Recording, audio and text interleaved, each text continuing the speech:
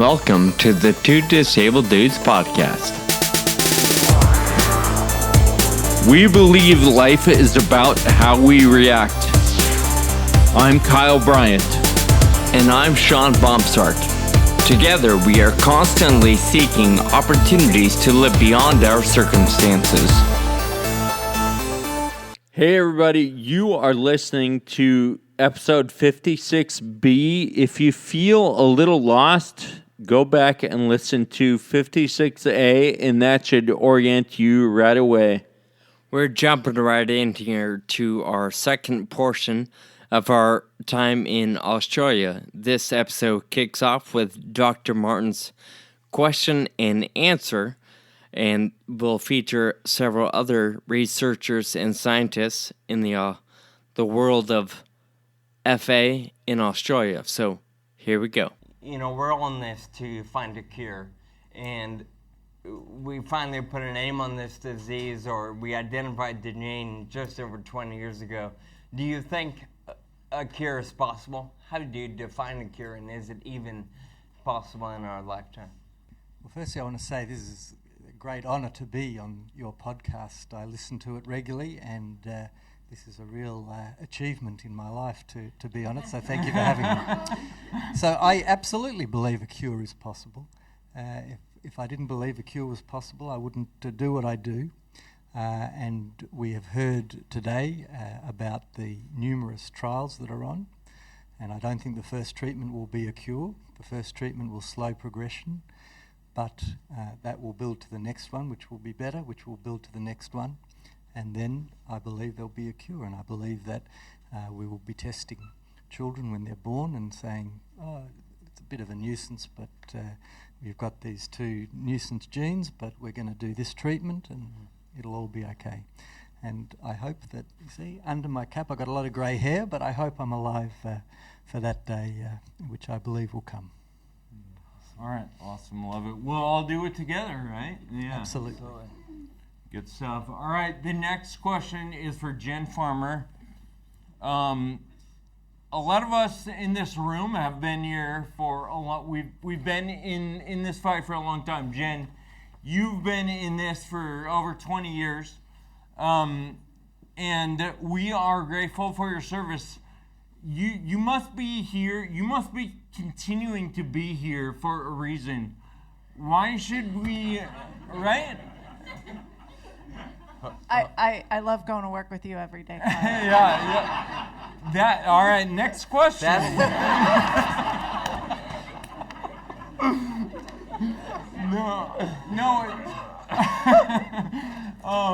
Jen, after all this time, why do we keep pushing? Why should we give us a reason to remain hopeful and to keep going?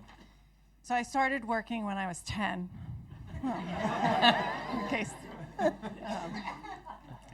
But when I started in my first job, I had the opportunity in the first year of my job to work with FA researchers and to meet Ron Bartek and his wife Rachel and his son Keith, and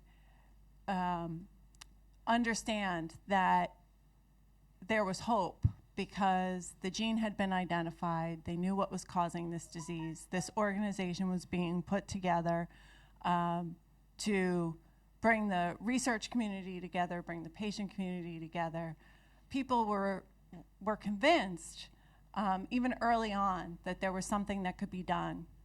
And I found that incredibly motivating, especially working in a genetics clinic where I felt like most of the time I was giving out really horrible news and not really able to help families much move past that diagnosis because there wasn't anything that could be done. And here was an opportunity to be a part of doing something. I think as Kyle talked about, like to just be a part of making something happen. And Rob Wilson and Dave Lynch, the two researchers I was working with, kept telling me, you know, of all the conditions we work on, all the diseases we work on, this is the one we're the most hopeful for. And so that's what got me here. And, you know, day to day, I think sometimes it's challenging for us to see the progress we're making because it's hard. It's taking a long time. I certainly didn't think it was going to take 20 years. I know Ron didn't think it was going to take 20 years. But when I look back now on the progress that we've made, when families are diagnosed today, there's a treatment pipeline. We didn't have a treatment pipeline 20 years ago. 10 years ago, we weren't talking about gene therapy. We didn't think gene therapy was going to be possible 10 years ago. And so when I think about it that way, that there are active clinical trials, there's a treatment pipeline, you can see how that treatment pipeline is going to be effective in bringing us treatments and a cure. And that's why I'm still here. And I'm going to work myself out of this job. And yeah, so I'm here with you until we get this done.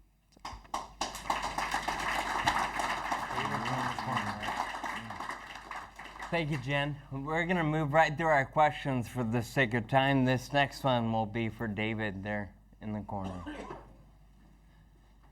David, thank you. I think there's a two-pronged approach to this question. Martin talked about probably the first cure, a treatment would most likely slow progression. So what a lot of us wonder is, why is clinical care important today? And what can we do? What should we be doing to be proactive in preparing ourselves for that treatment or that therapy when it comes through? Thanks for that. I think there's a few different parts to this answer. I mean, the most obvious one is because we want all of you to avoid getting into trouble health-wise. So issues, for example, like aspiration, so difficulty with swallowing, which can often be managed fairly easily in terms of doesn't require any huge intervention, doesn't require operations, etc., but can certainly be the difference between being here for the treatments that Martin was talking about and not being. And I guess that's, the very obvious answer, which is because you want to be here. You want to be able to take part in these trials. I guess the second thing is that you want to be in the best condition, or as we would say here when we're looking at a car, you want to be in good nick. So you want to be able to take the best advantage of the trials. You want to be there ready for them. And I think the other part, perhaps without going on to more examples and more specifics, is talking really about the community and the family, in that being in good clinical condition generally involves being engaged with a good clinical service, which is all about the big picture health. It's, I think, about keeping updated with what's important. It's about keeping updated with perhaps what isn't that important in the era of Google and all the misinformation. And I think it's also about having a resource, which is not to replace friends and not to replace family, but it's that net, really. I think all of us at one time or another start to sag. And I think that the role of us clinicians, apart from helping to look after the swallow and the other issues, is really to have somewhere soft to land when you need something given back to you. Thank you. This question is for Louise. So, Louise, I think. Well, at least I think generally we say that cognition is not affected in FA. But are there changes to the brain that affects cognition? That's a really good question, one that I've always struggled with actually in trying to explain it. So when I first started working in the area of Friedreich's, there wasn't thought to be any cognitive changes, but as a clinician, I was thinking that perhaps the way people with Friedreich's approach some high-level complex tasks is different, than people without Friedreich's. And at the same time, we were understanding what the cerebellum does. So what the cerebellum does, we know in movement, is it controls the direction and timing and of movement, and also helps us learn from our errors. And around this same time, we realised that the cerebellum actually controls cognitive function in the same way. So it kind of controls the timing of how we think. It controls our capacity to see errors and detect errors, and then modify our behaviour accordingly. And so it follows then that Friedreich's does affect the cerebellum in movement, and so it may affect the cerebellum in terms of cognition as well. And so we have been able to see that there are changes at a very high level. But what's really cool, and we've looked at our work with our colleagues Ian Harding, who is presented today, and with functional MRI, we've actually seen that there are different areas of the brain being utilised in people with Friedreich's. So particularly early, what's really cool is that people with Friedreich's might be doing it in a different way, so might be doing cognitive tasks in a different way, but often they get to the same point as people without Friedreich's. And we've actually supported this with our functional MRI tasks, where we see that areas in the brain that perhaps people without Friedreich's people with Friedreich's are using to compensate for that. And we think that's pretty cool. The thing that's really important for is our young kids who are diagnosed with Friedreich's early. We can actually intervene now and know that they might be learning in a different way than their peers without Friedreich's. And so that's why it's really important for us to start thinking about cognition. And so it's not like cognitive impairment as such. It's like we see in Alzheimer's or something like that. It's just a different way of doing a cognitive task. And that's really cool, we think. I appreciate that answer because it explains so much. What I put up with. All right, our next question is for Adam. Check his errors. Our next question is for Adam Vogel. He's in the most inconvenient location in the whole room, right here. Adam, I was in a clinical trial a couple years ago, and I had several people, independent of each other, tell me that my speech was improved.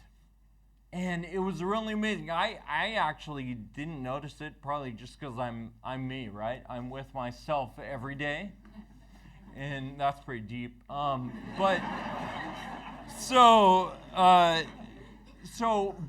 it doesn't matter unless we can measure it, right? And I know that's what a lot of your research is all about. And so, how does your research solve the problem of being able to measure that intangible thing that we call speech? Thanks, Carl. It's as though you planted this question, or I planted, I should say, because it's exactly the sort of thing that I'm working towards. I think those who've come and seen me in the clinic over the years know that I'm pretty evangelical about speech, and I think that it's one of the most important aspects of being human, being able to communicate. It's something that changes in Friedreich's, and I think we should be measuring it as a core part of the clinical trial battery.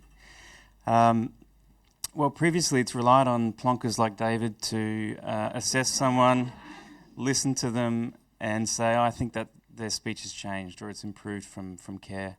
I think there's some challenges with that because one listener is different to the next, and if I say something's changed, is it the same as if you say something's changed?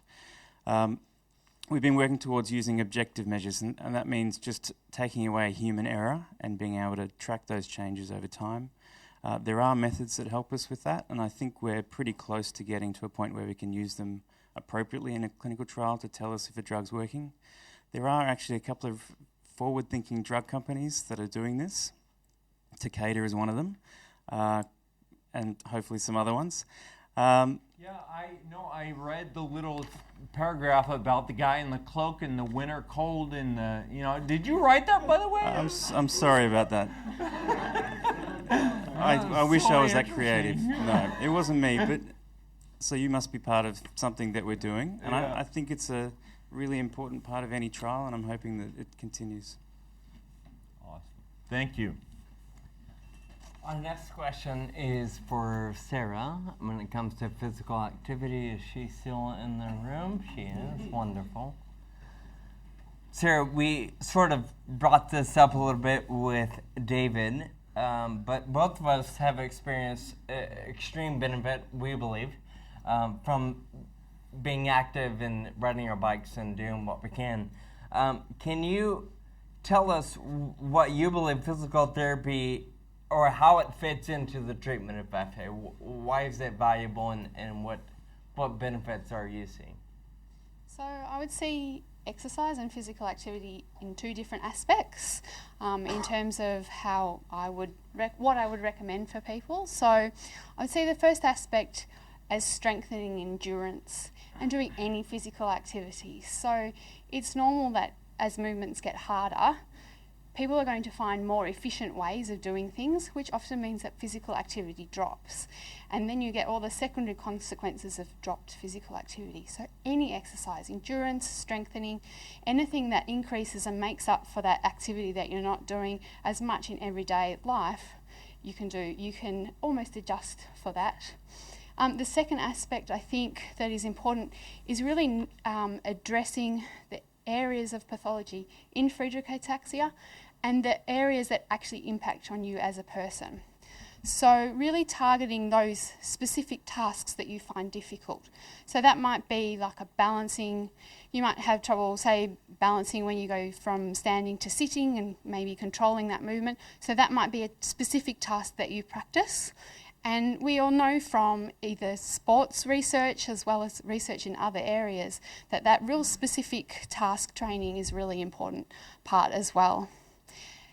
Do you want to keep going? Yeah. Well, it just sounds like you're telling all of us to practice the 9-hole peg test a little more. My question to that would perhaps be, how often in your everyday life do you actually need to do that 9-hole peg test? Never. So let's just get rid of that. The other thing that I think is really important is that you always need to think about challenging your body's systems. So thinking about changing exercise, so doing something that's varied. So you might enjoy going to the gym, but there might be an opportunity to do something different to challenge your body in another way. And I also think that it's really important to think about what you enjoy.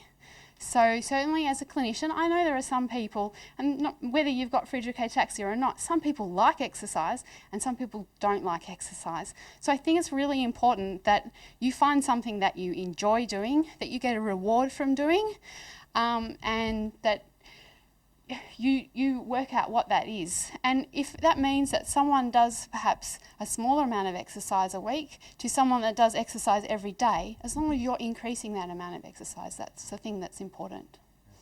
All right, thank you, Sarah.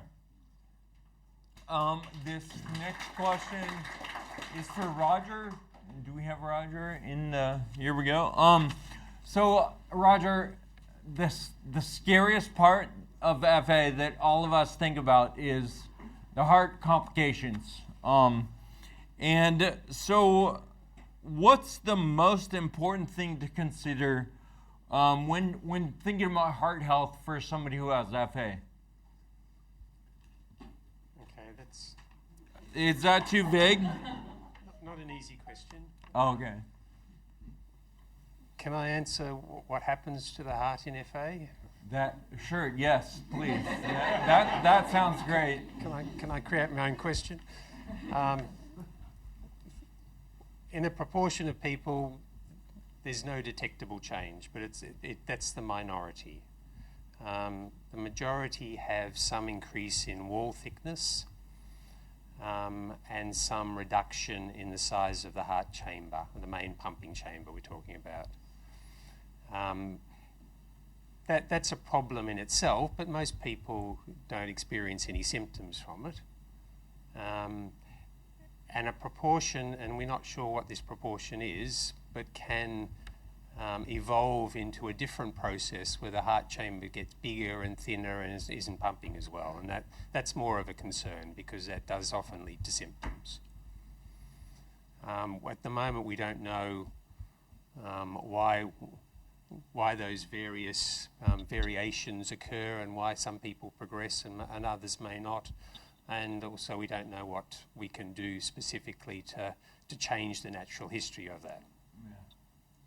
Well, that's why we're grateful that you keep looking into that with all of our other cardiologists and researchers and figuring out how to change the course of the disease with regard to the heart. So thank you. It took me a couple years. Go ahead.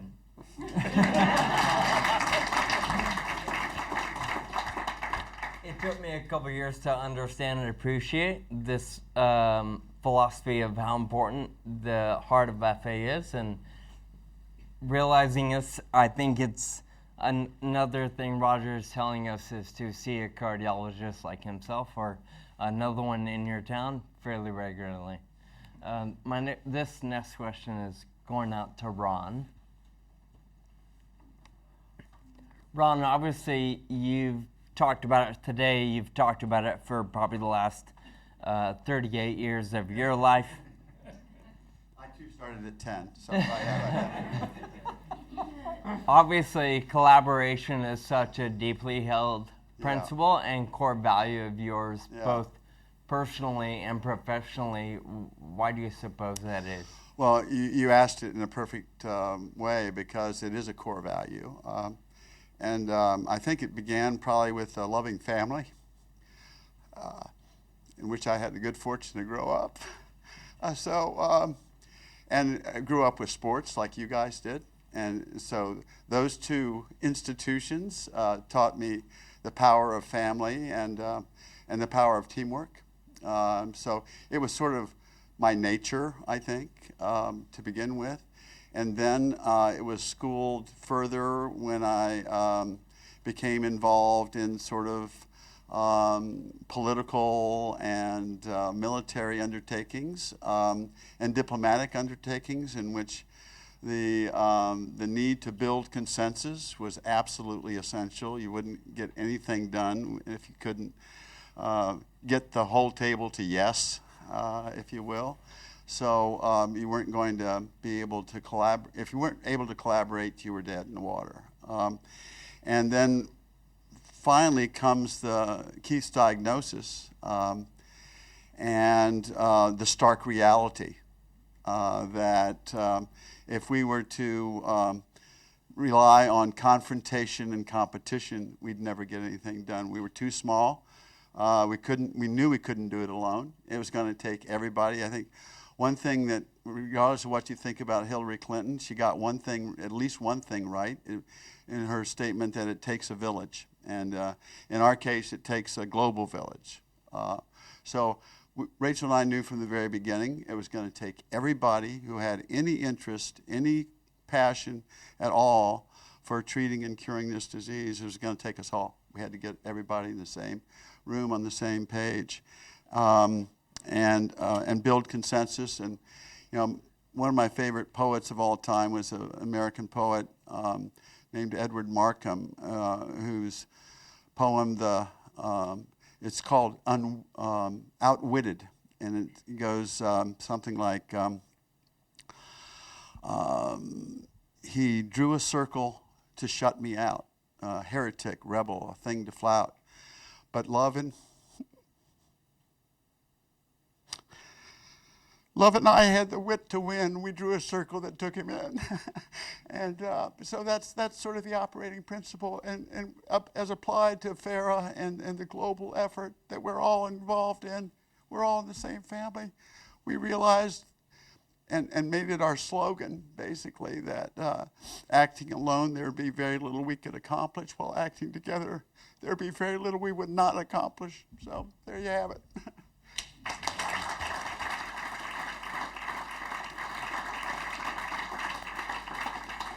Thank you, Mr. President. We want to let everyone know that if you want more of Ron's story, and if you want to learn how he learned to sleep with his eyes open, you can listen to the Two Disabled Dudes podcast, episode 9 or 11. and you can hear more about Ron. So we have our last question for the evening, and this question is directed at Jen and Varley, but it's really an Australia question, and so we all want to be involved in clinical trials and move the needle further, faster, as fast as we can. How do we make sure, how do the Australian patients specifically make sure that they are registered and eligible for clinical trials? So if there's nothing else that you learn, it's to go to your clinic, get involved at the clinic. When you get a letter asking you if you'd like to be involved in a study, please say yes when you can. Can't always do all the studies, but try and do some of them, because if we can spread the load amongst all the patient community, then everyone's doing their part, and in the end you're going to get the benefit from you doing that study. Make sure you stay connected, follow social media, log into the websites, make sure you're on our database so you get regular newsletters. If something's happening, we're going to tell you about it. And we need to, as we've heard today, in some cases, you'll need to hear about it really quickly. A trial might happen really quickly. There might be enrolments that happen, and not everyone can get enrolled, but you might be the exact type of person who is needed for that trial. So please go to the clinic, do the studies, and stay connected. I think that's the main thing. And as Jen was saying earlier, if you want to talk a little more about the Global Patient Registry, how do people find it and get enrolled? Yeah, so the Global Patient Registry is curefa.net/registry. And so you can get to it pretty easy. But I think there's one other aspect that's also really important. You know, you're all here because you're engaged and in the effort to find treatments. And so you're all likely to be on those mailing lists and to be participating. But a big part of what Kyle and Sean have done and what you all have the opportunity to do is to be ambassadors and to help the folks who aren't here.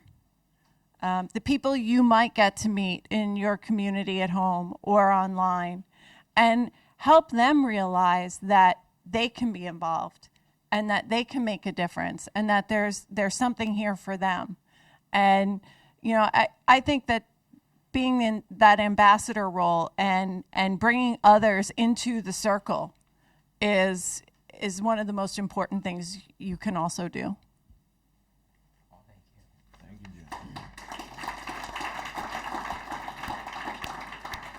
For the, again, sake of time, we've run through those questions quickly. I appreciate everybody's input. Before we wrap up this part of the session, we wanted to give a formal thank you to the folks that helped make this possible. So, of course, Katie, Sherelle, Varley, thank you so much for arranging this evening.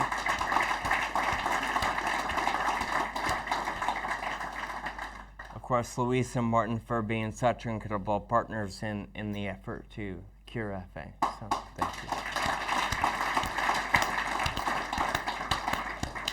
So, I don't know if we're out of time or if we have time for a couple questions or if we want to just, you know, do this at the cocktail hour in the movie. Yeah?